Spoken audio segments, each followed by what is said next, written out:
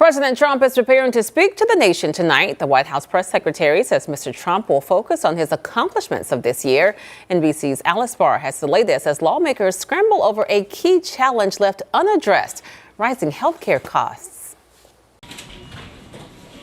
This morning, growing anxiety over a looming spike in health care costs, with House Republican leadership opting not to vote on extending Affordable Care Act subsidies that expire in 2 weeks after failing to reach agreement with GOP moderates. We're all trying to solve very complicated questions and challenges, and sometimes there's frustration with the process. Among those moderates, I think it's idiotic not to have an up or down vote on this issue. Congressman Mike Lawler of New York, who called it political malpractice to not vote on extending the subsidies with conservative reforms. 3/4 of people on Obamacare are in states Donald Trump won.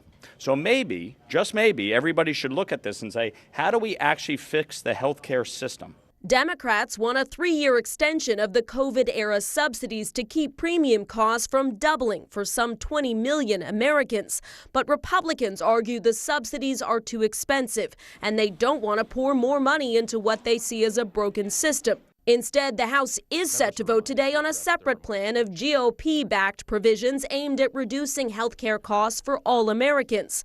The Senate's top Republican acknowledging relief won't come before the subsidies expire. I do think there is a potential pathway in January if Democrats are willing to come to the table on things that actually will drive down the cost of health care. Moderate Republicans could offer an amendment in today's vote to extend the subsidies or join a Democratic push to force a vote, though both are a long shot.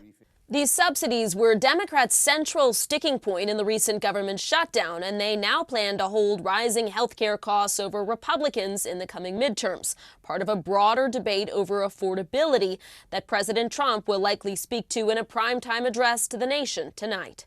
In Washington, Alice Barr, NBC News.